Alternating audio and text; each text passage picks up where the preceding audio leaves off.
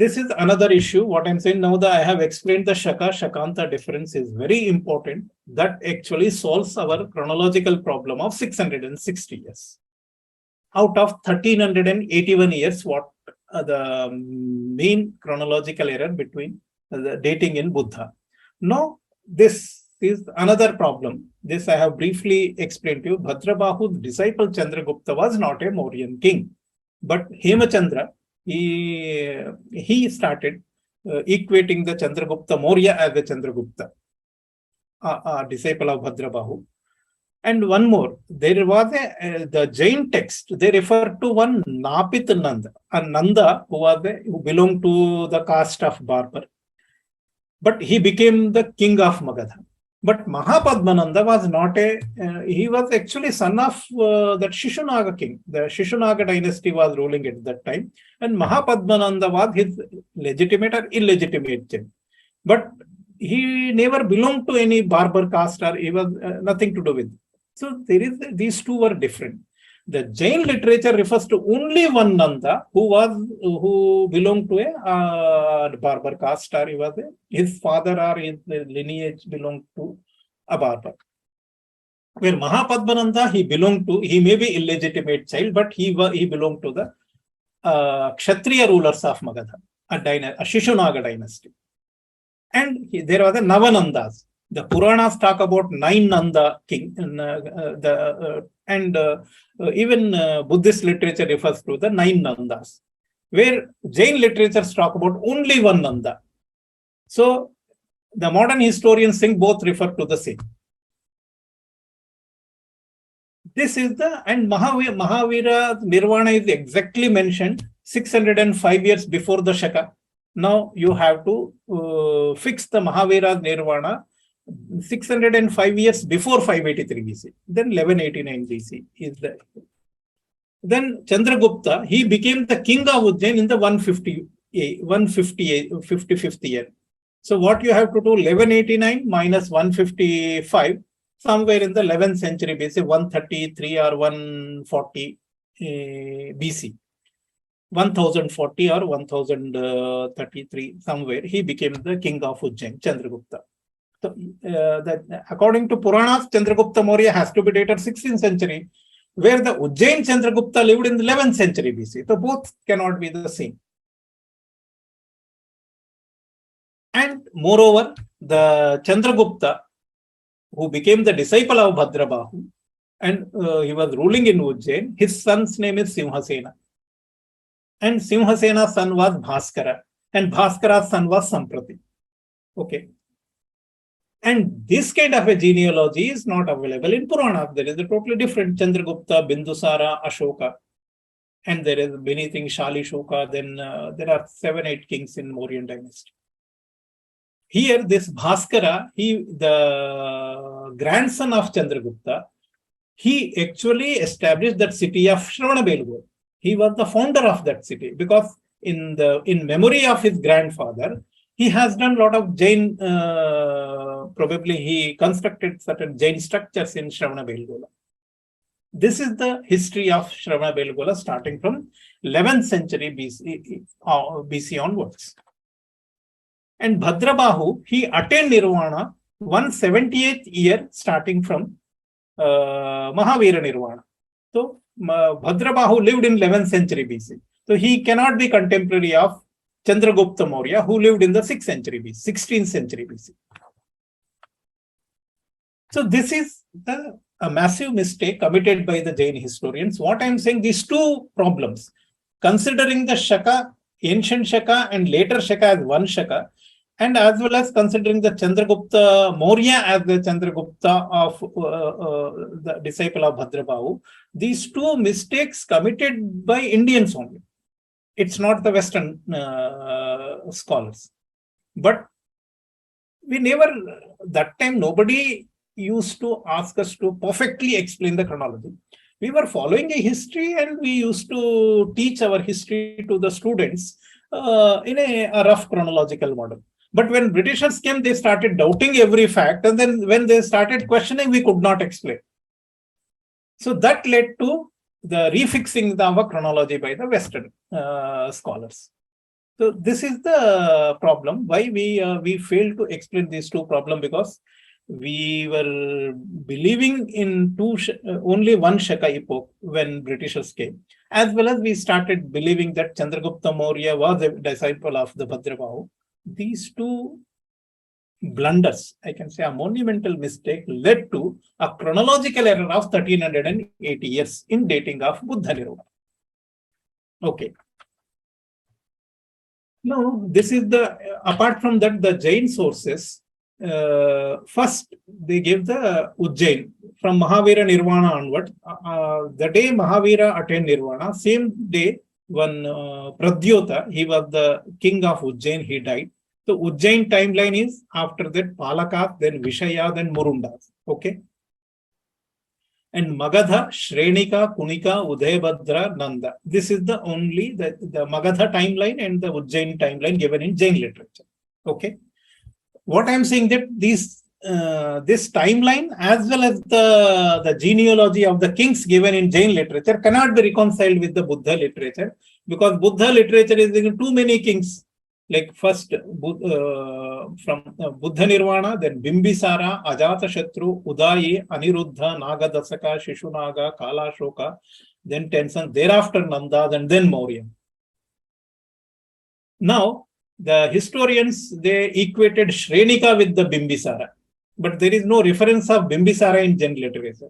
They refer to one Bhambasara, but he has nothing to do first. Second, there is only reference of Kunika, no reference of Ajatashatru in entire Jain literature.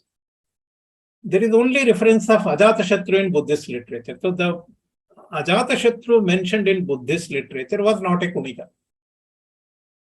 So this is how this mistaken identifications led to too many chronological problems. And since these can't be reconciled, this is the reason British historians found that the Puranic chronology and the Jain chronology and Buddhist chronology can't be reconciled at all. And they blamed that Indians are very worst kind of they can't maintain their own history. They don't have any sense of chronology. So then they started doing this kind of a radical research, means they're simply rejecting every traditional fact, and they simply went ahead considering the only Shaka epoch 78 AD. So this is how, and they considered Chandragupta Maurya as the disciple of Bhadrabahu. Based on that, they fixed the Indian chronology that led to 1380, the loss of 1381 years of Indian history. But if we follow, Puranas are referring to Mahabharata epoch. Magadha, this Buddhist literature is referring to the epoch of Buddha Nirvana, and Jain literature is referring to the epoch of Mahavira Nirvana. Three are different epochs. You have to reconcile the chronology in three different epochs. Then you work out how the chronology can be reconciled. So I will show you how the chronology given in Purana, the chronology given in Jain sources, and the chronology Buddhist sources can be easily reconciled if you differentiate, if you can correct this error of 1381 years chronological blunder.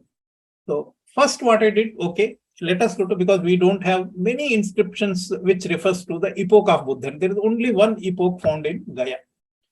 Then, but there are Burmese and Sri Lankan, because they are following traditionally Buddhism since very ancient times. So when I have listed out the almost 19 inscriptions in the, because I taken there are hundreds of inscriptions, but I have taken only those inscriptions in which Shaka Samvat as well as Buddha Nirvana, Buddha Dhamma era, both have been mentioned. Okay. So now the difference between, this is the 1601 Buddha Nirvana era, Buddha Dhamma era, and 419 is the Shaka Samvat. So if you, the difference is 1182. If you take only one mistake, if we can ignore it, 18 inscriptions are giving the difference of 1182 years between Shaka and the Buddha Dhamma era. So what we need to do? 583 BC plus 1182 is actually 1765 BC. So this is how the Buddha Dhamma era, this epoch was actually the epoch of Theravada Buddhism. But what modern history, so this is the what I am showing an inscription. This is the year of the Buddha Dhamma is 1919. and Shakaraj, Shaka Samvat 737. Now, how the modern historians have done it? They said, okay, Shaka Samvat, Buddha Varsha minus Shakaira is equal to 1182 years. Now, they said that no, there is a Burmese era in 638 AD. But there is no Burmese era. But all inscriptions are referring to Shaka Samvat. So they say, no, it is the Burmese Shaka Samvat. I don't know why there is a need for the Burmese to refer it to Shaka in 638 AD. So this is a fictitious, it is actually some muggy, a calendar introduced in Chatgaon. It is actually like even today, Bengalis follow a Bengali Bonga Varsha, somewhere that commenced in 594 AD. Even today, they start. In continuation, a calendar was introduced in Chatgaon somewhere in 638 AD. They selected it as a Shaka Samvat. It is another, there are only two Shaka, either 583 or 7880. There is no Shaka Samvat in 638 and nothing to do with the Shaka. Burmese have no link with the Shaka at all. And why they refer it to this calendar as the Shaka? So this is how they made, what they did, they calculated from 638 AD to 1182 BC. This is how this 544 BC. The modern historians fixed the Buddha Nirvana in 544 BC. But still, there is a problem. As per Mahavansha and Deepavansha, this that Ashoka was coronated in 218 years after Buddha Nirvana, and and the Buddhist Council, the Buddhist Council was held in 236th year.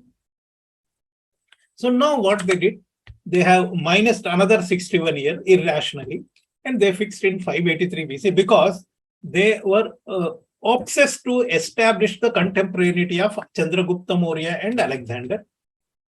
That's why they did this. This is actually forgery. Even I'll take 638 as the Shaka Samvat. So you have to fix the Buddha Nirvana in 544 BC only. If you fix the Buddha Nirvana 544, then Chandragupta has to be dated somewhere 370 or 380. There is a 50-60 years difference between Chandragupta Maurya and Alexander. Okay. Now it is better to reduce the 61 years and then ensure that Chandragupta Maurya and Alexander. So for their obsession, they have done this fraud of 61 years and they fixed 483 BC. Yeah. But traditional chronology is saying epigraphic evidence. I have presented you more than 19 inscriptions. They are actually referring to our old Shaka Samvat 583 BC and saying that 1765 BC is the epoch of Buddha Dhamma.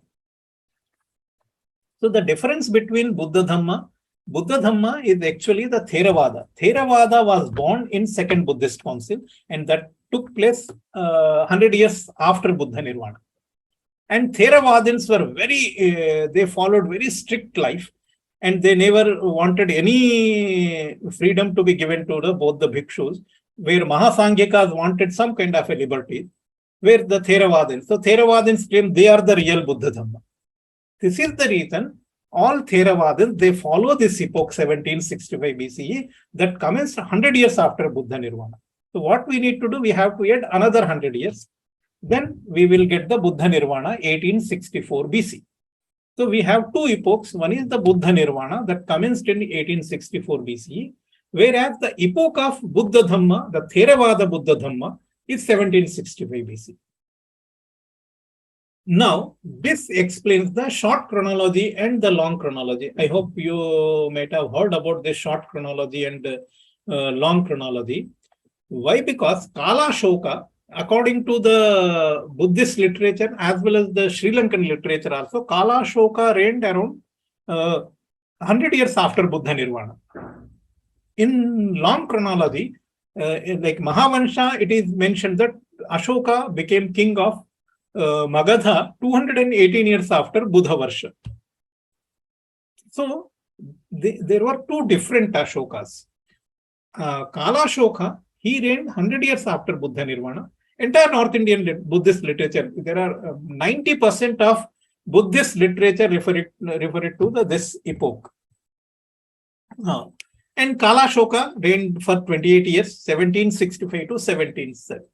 So what I'm saying, the Ashoka, the so many Ashokan inscriptions found in India, starting from Shahbaz Gadi and even from Lumbini, then Karnataka. So many inscriptions. Actually, the author of those inscriptions was the Kalashoka, not Mauryan Ashoka. Because all those inscriptions, they refer to Devanam Priya Priyadarshi, and there are 5, 6 or 7 inscriptions refer to name of Ashoka, but nowhere any reference to Maurya at all. And he was the Ashoka who lived 100 years after. This is the reason even Ashokavadana, the Divyavadana, one chapter, which gives the entire history of Ashoka, that also referring to the coronation of Ashoka in the 100th year of Buddha Nirvana. So this is the problem. What modern historians, they simply reject short chronology, they go by the long chronology. What I'm saying, both are valid. The South Indian tradition, the Sri Lankan and Burmese tradition, they're referring to Maurya Ashoka because he was the founder of, actually he's promoting the Theravada. That's why Theravadins follow Mauryan Ashoka, even that Sanghamitra, Mahindra Sanghamitra, who came to Sri Lanka, they lived in the 16th century BC. This is how we need to reconcile the Buddhist chronology, considering the two epochs. One is the epoch of Buddha Nirvana, 1864 BC. Another is the epoch of Theravada Buddhism, 1765 BC.